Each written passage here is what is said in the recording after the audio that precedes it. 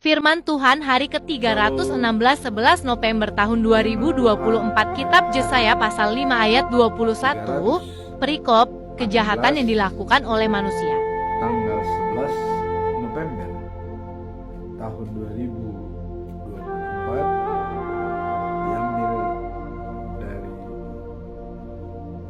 Yesaya pasal 5 ayat 21. Kejahatan yang dilakukan manusia. Itulah perikop. Ayat pasal 5 ayat 21 dikatakan, celakalah mereka yang memandang dirinya bijaksana, yang menganggap dirinya pintar. Celakalah mereka yang memandang dirinya bijaksana, yang menganggap dirinya pintar. Ayat hari ini. Kemudian bacaan pagi diambil dari Ester pasal 2 ayat 19 sampai dengan 23. Mordekai menyelamatkan nyawa raja. Kemudian bacaan malam diambil dari kitab Mazmur pasal 136 ayat 1 sampai dengan 15. Nyanyian syukur. Sebagaimana biasanya pedoman kita pada bulan November tahun 2024 dengan topik mengasihi dengan kasih Kristus, dijabarkan dalam Yohanes pasal 13 ayat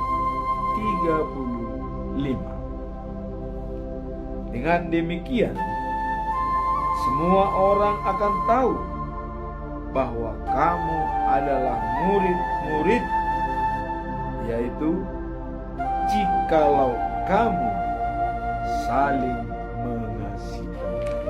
Jadi murid-murid Tuhan Yesus adalah apabila orang-orang saling mengasihi, itu langsung dikatakan murid Tuhan Yesus.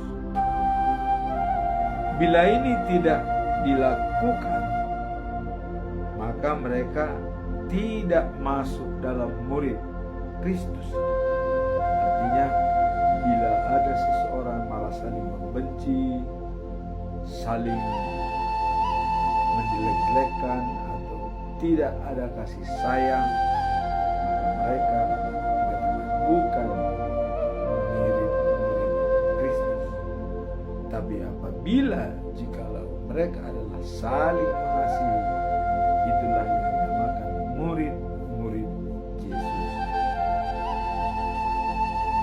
Dalam Yohanes 6 ayat 35, Yesus mengatakan, datanglah padaku, tidak akan lapar. Percaya kepadaku, tidak akan haus. Pesan Yesus yang utama adalah waktu Yesus mengumpulkan hukum-hukum guru-guru agama sama dengan murid-muridnya dan semua bangsa, baik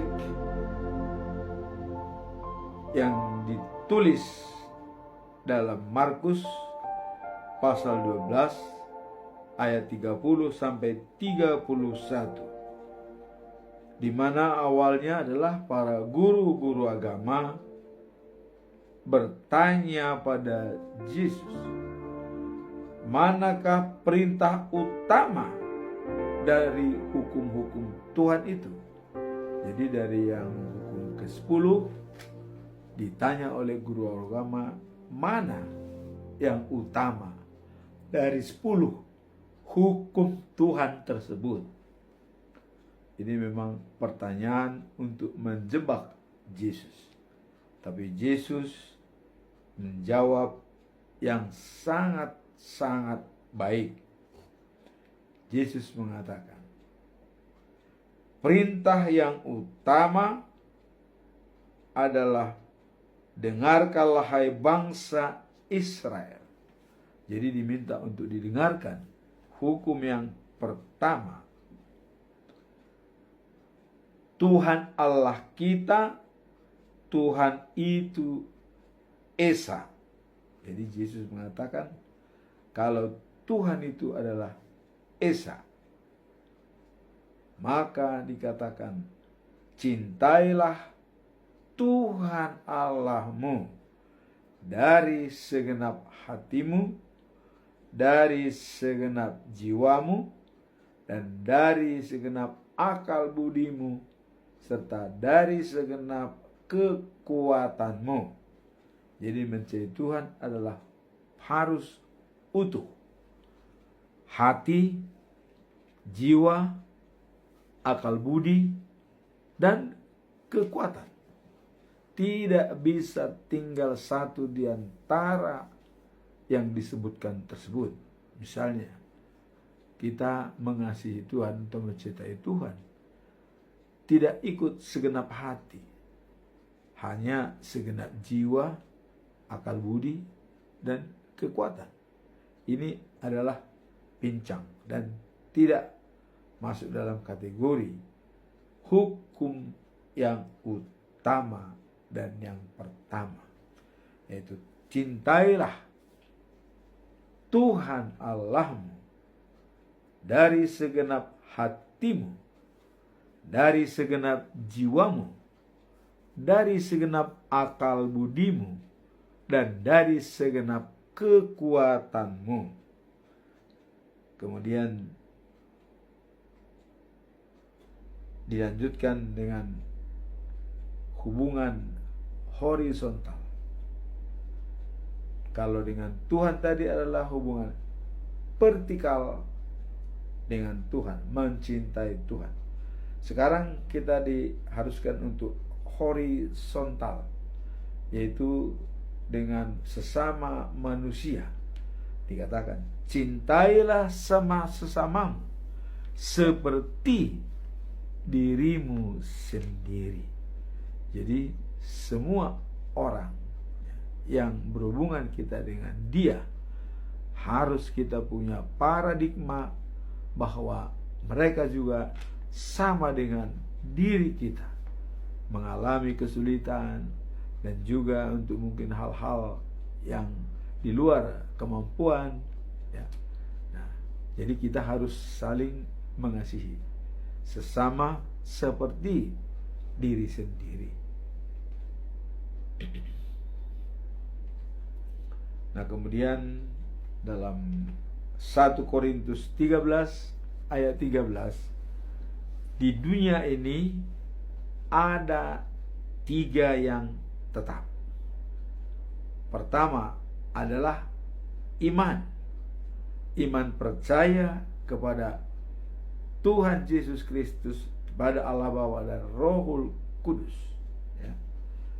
Nah, kemudian dikatakan yang kedua adalah pengharapan. Adanya suatu pengharapan di masa yang akan datang, yaitu life after life. Artinya kehidupan setelah kehidupan sekarang. Dan itu sudah dibuktikan oleh Tuhan Yesus. Mati, disalibkan, dikuburkan, dan bangkit pada hari yang ketiga. Naik ke dalam kerajaan surga, ya, dan duduk di sebelah kanan Allah Bapa. Dari sana dia akan datang untuk menghakimi orang yang hidup, ya, dan juga orang yang mati. Nah, itulah dikatakan 3 hal yang tetap. yaitu iman, pengharapan, dan kasih.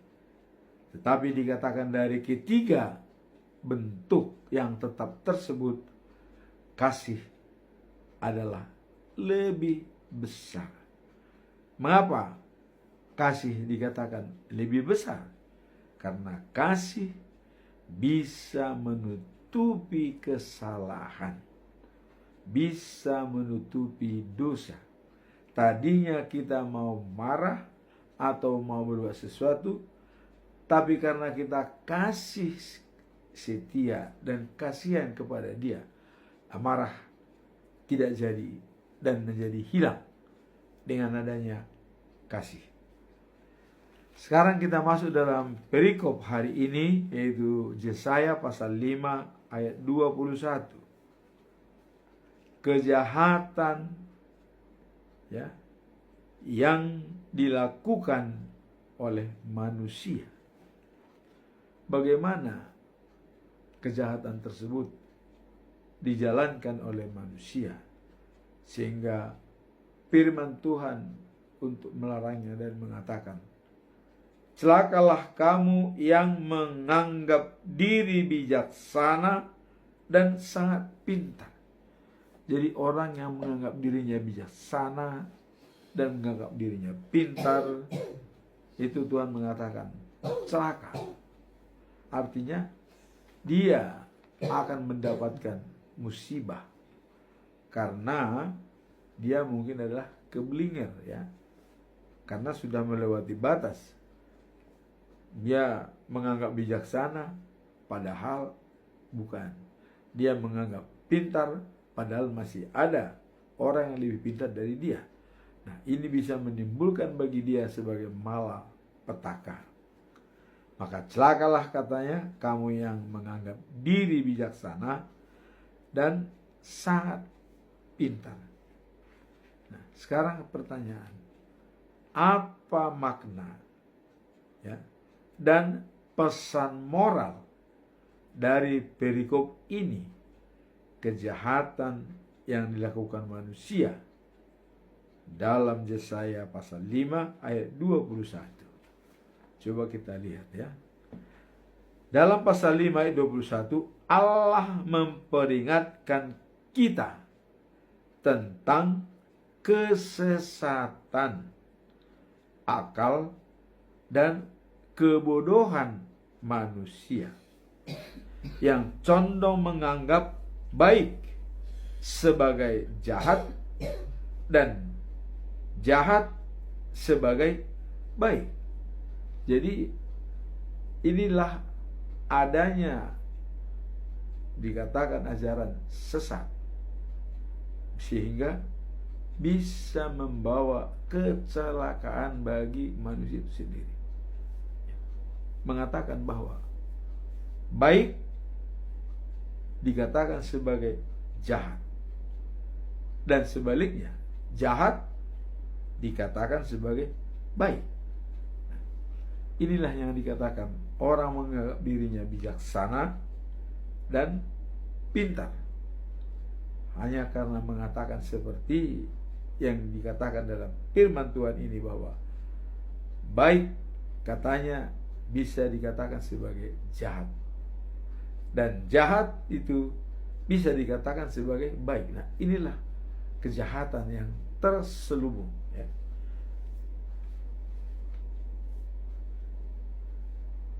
Ini menunjukkan bagaimana kejahatan yang dilakukan manusia dapat menggiring mereka ke dalam ke berbagai moral spiritual, jadi ke berbagai kebingungan moral spiritual. Jadi kejahatan yang dilakukan manusia dapat menggiring orang ke dalam kebingungan moral spiritual, bingung mana yang ditempuh apabila dia melihat kejahatan yang dilakukan oleh manusia. Nah, sehingga sulit kadang-kadang untuk memilih, ya, dan kebingungan untuk melihat moral spiritual dari yang bersangkutan. Yesaya mengungkapkan betapa pentingnya kita memiliki pengertian benar tentang nilai-nilai moral yang ditetapkan oleh Tuhan. Apa itu nilai-nilai moral yang ditetapkan oleh Tuhan? Kasihilah Tuhan Allahmu, ya, dengan segenap hatimu, dengan segenap jiwamu, dengan segenap akal budimu, dan dengan segenap kekuatanmu. Kemudian cintailah sesamamu manusia seperti dirimu sendiri. Inilah nilai-nilai moral yang bermakna yang dikatakan oleh Tuhan Yesus, menyimpulkan daripada hukum-hukum itu ke dalam dua bagian besar. Ini sangat nilai yang berarti di dalam ke-10 firman tersebut atau hukum Taurat tersebut. Karena hubungan vertikal mencintai Tuhan, hubungan horizontal mencintai manusia. Dan ini sering dilambangkan adalah salibnya Tuhan Yesus, ya. Jadi vertikal cinta kepada Tuhan, horizontal cinta kepada manusia seperti diri kita sendiri. Nah, ketika Tuhan, ya, mengubah kebaikan menjadi keburukan, dan sebaliknya, ya, mereka kehilangan arah tujuan hidup yang sesungguhnya, ya, yang sekarang berada dalam kebenaran dan panjang dengan memegang firman Tuhan.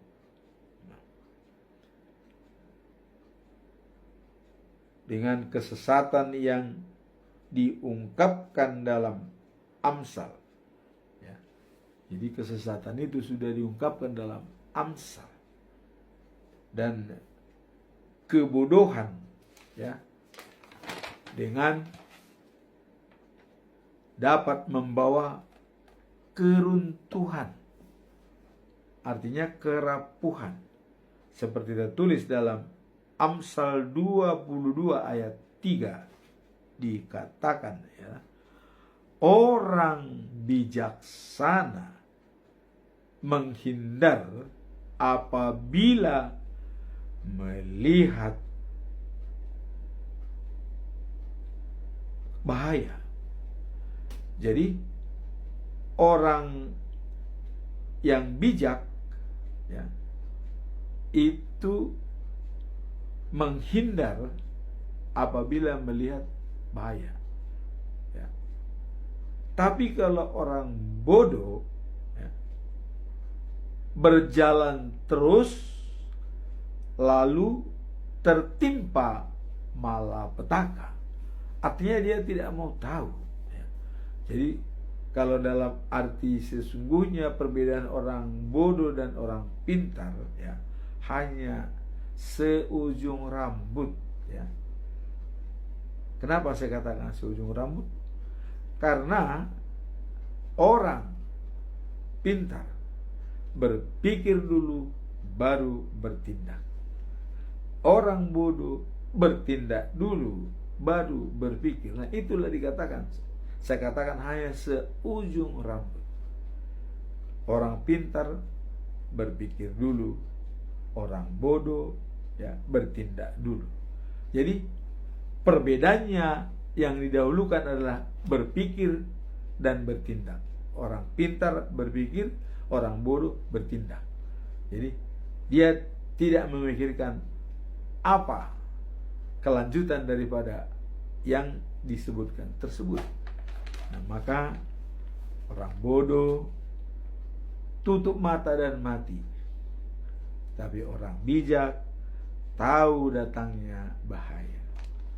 Nah, beda orang bijak dengan orang bodoh. Sering saya katakan adalah orang bijak tidak bisa menjamin kalau dia masih hidup besok. Maka bagi orang bijak, today is reality. Hari ini adalah kenyataan. Kalau hari ini adalah kenyataan, jangan tunggu sampai besok apa yang dikerjakan hari ini. Maka selalu memulai aktivitas dengan doa. Kemanapun dia pergi, selalu dimulai dengan doa. Itulah orang bijak. Tidak menjamin kalau dia masih hidup besok. Maka tugas dia adalah berdoa anytime, berhubungan dengan Tuhan. Karena harinya manusia itu dekat sekali. Ya. Tapi kalau harinya Tuhan, ya itu tergantung Tuhan. Tapi kalau hari manusia, ya itu dekat. Karena kita tidak bisa menjamin kalau kita hidup selama-lamanya. Jadi seperti pencuri malam, ya, lenyapnya manusia dari muka bumi. Banyak kita lihat, ya. Kita masih jalan dengan dia, ya, masih bersama-sama, tahu-tahu malamnya meninggal, besoknya meninggal, ya. Nah, jadi kalau dia pun meninggal, apabila dia sudah siap berhubungan dengan Tuhan, tidak masalah. Karena bagi Paulus, untung mati adalah untung bagi dia. Karena bersama Kristus. Kristus juga mati dan bangkit. Nah, Paulus juga menganggap seperti itu. Ya, maka mati adalah untung baginya dan dia bersama dengan Kristus. Jadi tidak takut menghadapi kematian duniawi, ya. Artinya hidup setelah kehidupan, ya, untuk mengarahkan kehidupan lagi. Nah, jadi dikatakan di sini adalah jahat itu baik. Jadi karena itu kita bicara masalah kejahatan manusia, ya. Jadi bisa memutar balik fakta. Jadi salah satu yang disebut di sini yang bisa merubah fakta adalah baik itu, ya, menjadi jahat. Nah, jadi sudah sebenarnya baik, tapi dia menganggap itu adalah kejahatan. Jadi membalik fakta. Nah, kemudian jahat itu dibilang baik. Tuh. Jadi sudah tahu itu kejahatan, tapi dibilang baik. Nah, kemudian gelap itu terang. Jadi dia dalam kegelapan tapi menganggap dia terang.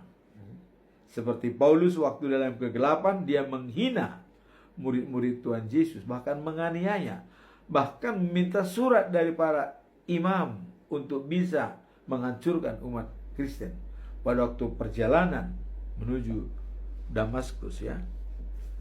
Nah, jadi di sini dikatakan bahwa terang itu malah dibilang gelap. Nah, kemudian pahit itu manis dan manis itu pahit. Inilah rancangan-rancangan orang yang masuk dalam kegelapan, memutarbalikkan fakta yang tidak sesuai dengan nilai-nilai moral spiritual. Nah, kita dituntut untuk tidak terpengaruh pada apa atau ajaran yang sesat. Jadi dituntut dari kita untuk tidak terpengaruh pada ajaran sesat, dan kita diperlukan ya fungsi pemikiran yang setia dan tidak abu-abu. Jadi pemikiran yang jelas dan tidak abu-abu.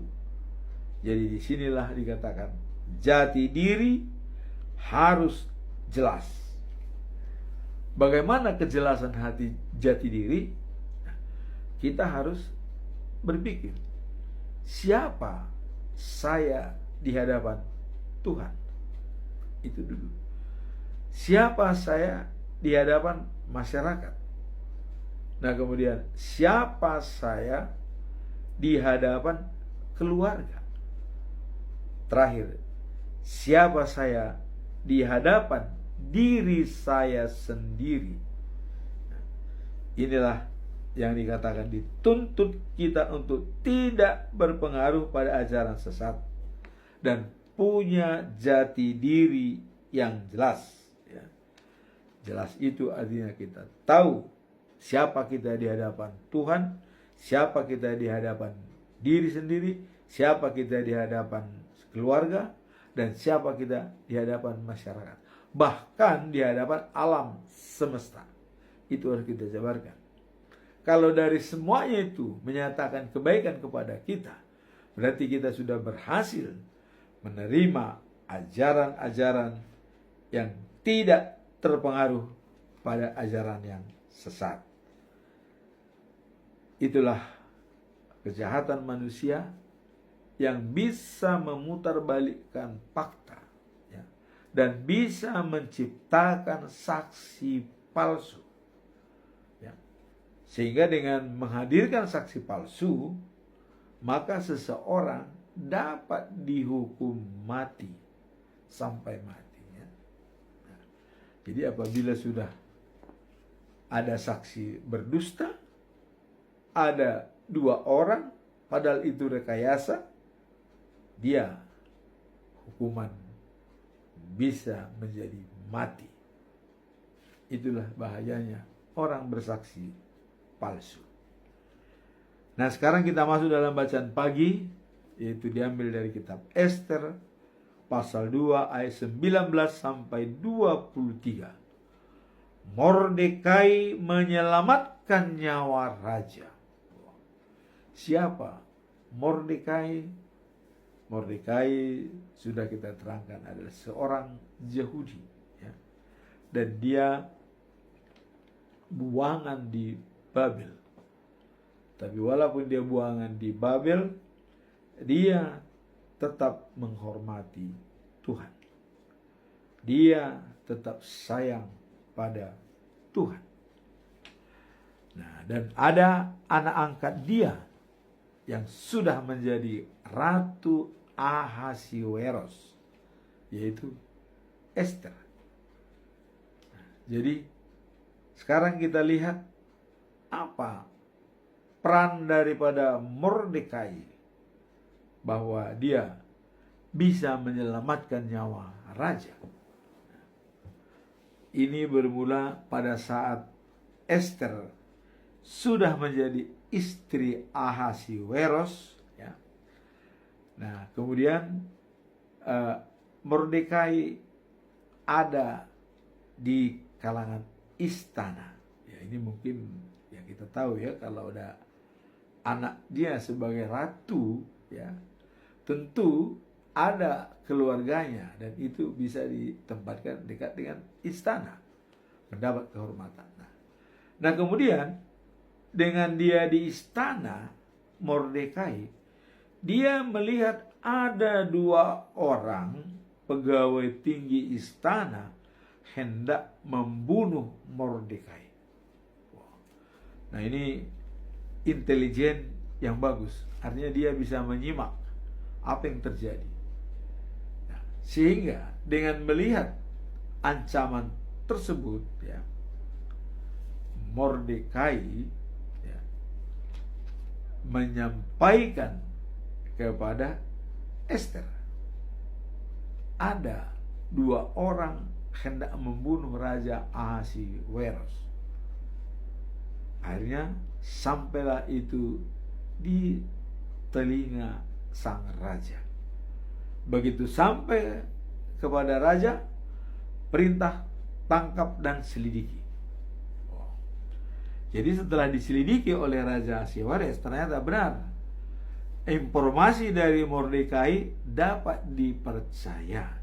Artinya benar, tidak keliru, bahwa memang ya, ada dua orang hendak membunuh raja.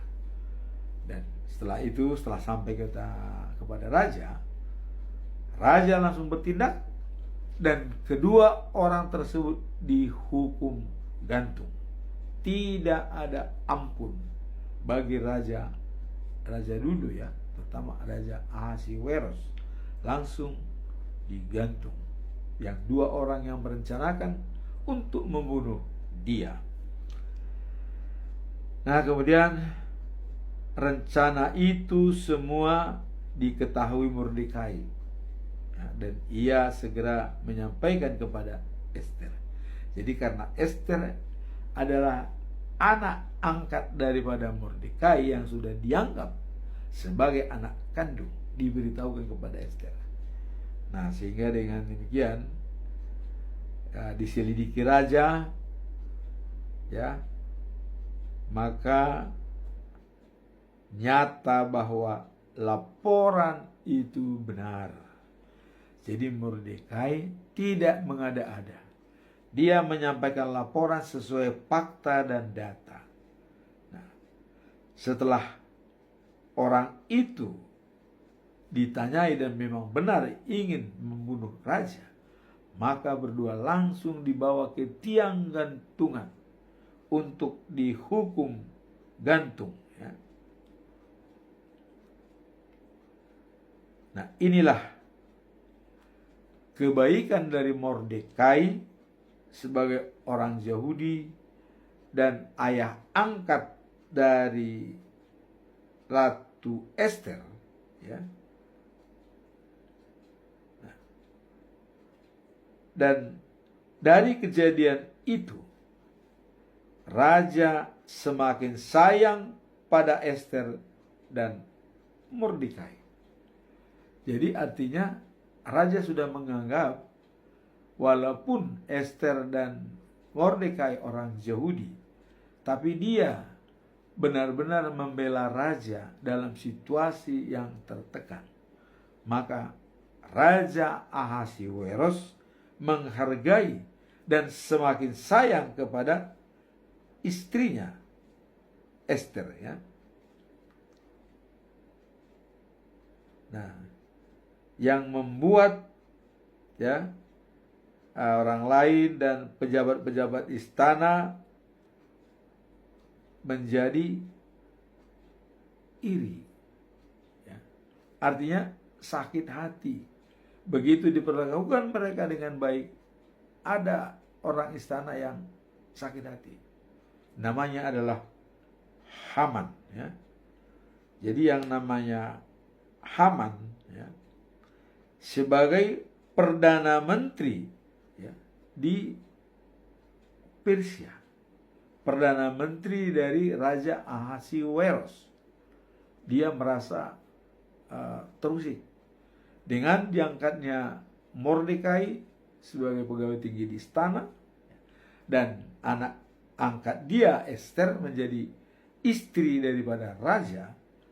Haman ini gusar, karena memang Haman ini adalah keturunan dari Agag.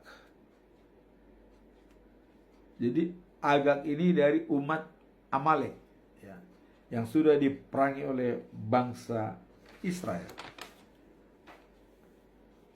Nah, jadi dengan menghargai apa yang dilakukan oleh Mordekai, sehingga mereka semakin dianggap jadi penting bagi istana, karena Ahasiweros sudah menghargai apa yang disampaikan oleh Mordekai yang melalui istrinya Ester, ya. Nah, sehingga sampai pada perikop ini Mordekai sangat disayangi oleh Raja Ahasiweros. Nah, dengan adanya kasih tersebut, maka Haman ya, merasa iri. Ya, keturunan Agag. Memang orang-orang inilah yang membenci Yahudi pada saat ya perjalanan dari Gunung Sinai menuju tanah Kanaan, Jeriko ya. Nah, karena mereka ini adalah bangsa Amalek, dan bangsa Amalek itu kita Daud. Ya, Daud sudah berperang dengan bangsa Amalek, Amon ya, dan segala macam itu. Nah, jadi jelas bahwa dengan perikop ini bahwa Mordekai menyelamatkan nyawa raja nyata sekali dengan melaporkan kepada Ester ada 2 orang pegawai tinggi hendak membunuh raja. Apa sebabnya mungkin ada orang yang hendak membunuh raja? Karena kita tahu ya, dari 127 provinsi di Persia, salah satu gadis ikut lomba adalah Ester sebagai wanita Yahudi. Namun dia merahasiakan dia wanita Yahudi supaya tidak terlihat oleh semua orang. Ya. Nah, jadi sampai di sini mengenai Mordekai, dan kita akan melihat episode berikutnya. Bagaimana kelanjutan Mordekai dan Ratu Ester di dalam kerajaan Ahasiweros. Sekarang kita masuk dalam bacaan malam ya, yaitu Mazmur 136 ayat 1 sampai dengan 15. Ini adalah merupakan nyanyian syukur dari Daud. Kalau kita lihat ya, dari ayat 1 sampai dengan 3 itu dikatakan ya, bangunlah pada Tuhan ya, yang maha kuasa dan maha tinggi. Nah, jadi bersyukurlah pada Tuhan yang maha kuasa dan maha tinggi. Itu dalam ayat 1 dan ayat 3. Selalu mengandalkan Tuhan dan bersyukur atas keagungan Tuhan yang maha kuasa dan maha tinggi. Nah, kemudian ayat 4 sampai 15 adalah ya, keajaiban-keajaiban dibuat oleh Allah ya, pada waktu di Mesir dan juga dalam perjalanan menuju tanah Kanaan. Jadi diceritain di sini adalah keajaiban-keajaiban yang terjadi mulai dari Mesir sampai menuju kepada tanah Kanaan.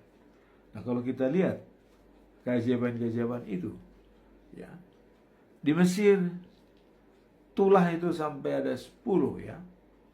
Ada katak ya, ada air menjadi darah, tongkat menjadi ular ya. Nah, tapi semua itu tidak ada perhatian daripada Raja Firaun. Setelah tulah yang 10, yaitu semua anak sulung daripada Mesir laki-laki mati. Jadi begitu besar percobaan itu dan keajaiban itu dibuat oleh Tuhan. Disitulah Raja Firaun menyerah. Silahkan bawa bangsa ini dari Mesir, kata daripada Raja Firaun. Nah, sehingga dibawa, tapi di perjalanan ya, di perjalanan masih ada keajaiban-keajaiban yang diberikan oleh Tuhan.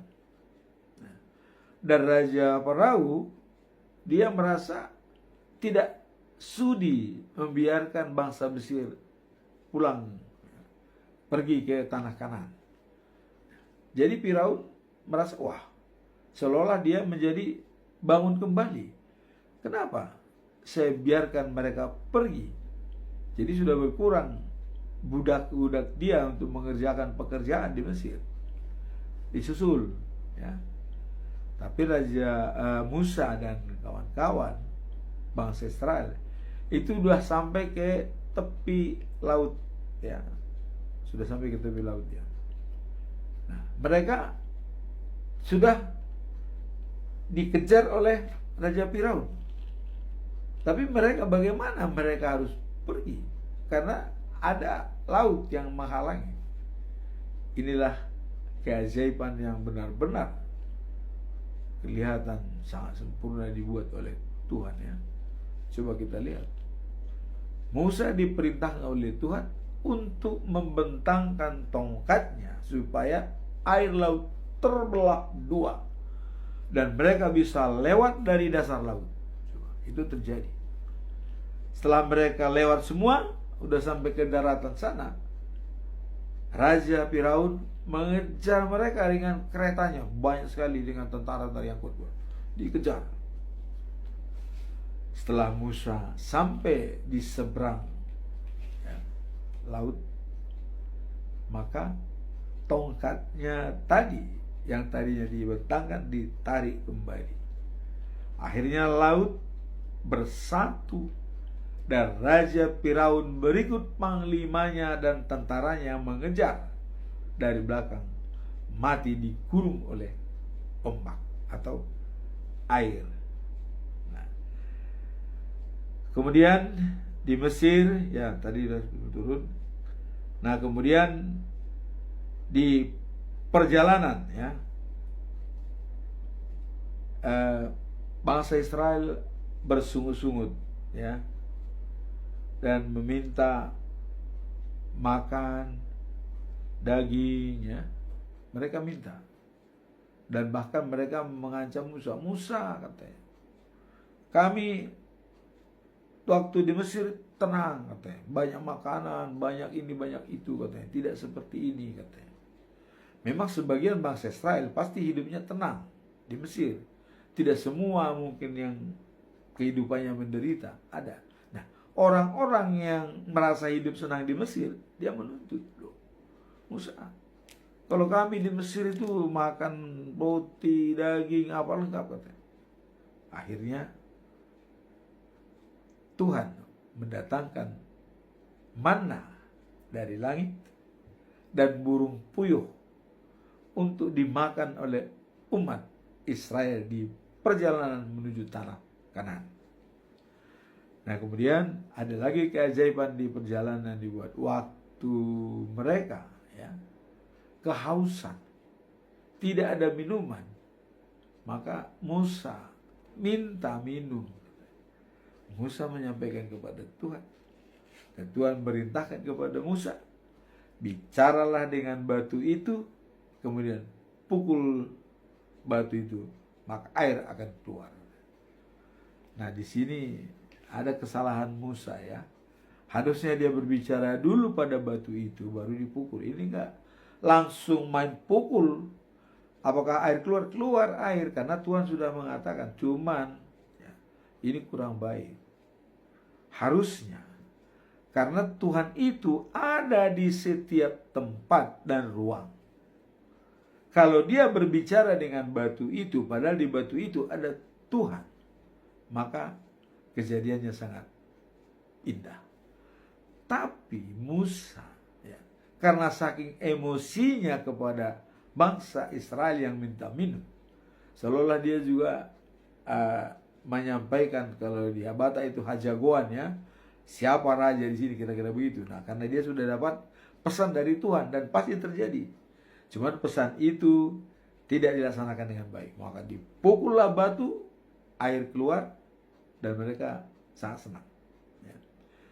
Nah, itulah katanya, ya, nyanyian syukur dari Daud, mengingat semua kejadian-kejadian yang dialami oleh bangsa Israel sejak keluar dari Mesir sampai ke tanah Kanaan dan sampai berada di tanah yang dijanjikan Tuhan kepada mereka dan sudah menjadi milik mereka.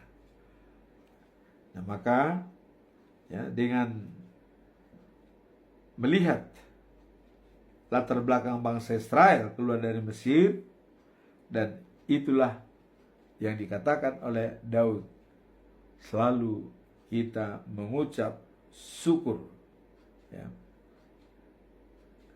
Mengucap syukur dalam segala hal itu, ya, ditulis dalam Mazmur pasal 50 ayat 23. Bersyukur dalam segala hal. Hendaklah engkau, ya, mengucap syukur dalam segala hal, apapun itu.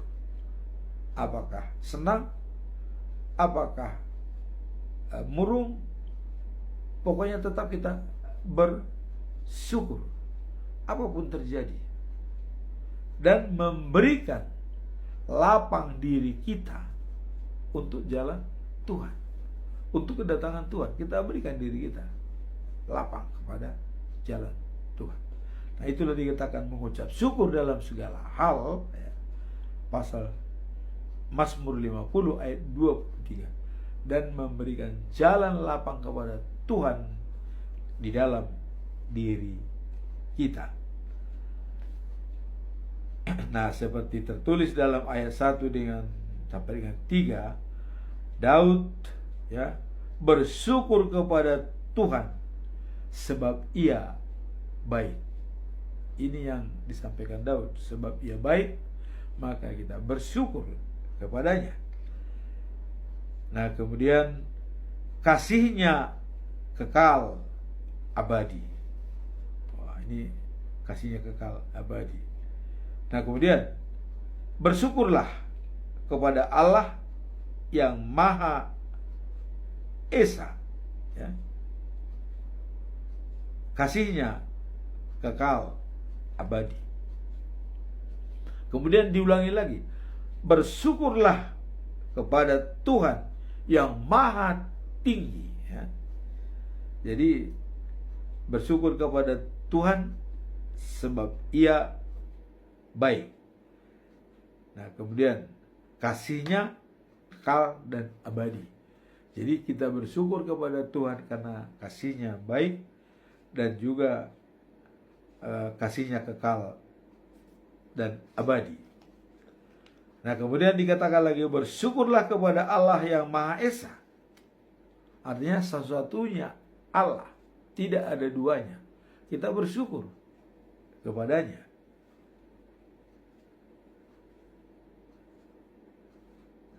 Dan Dia adalah Maha Tinggi.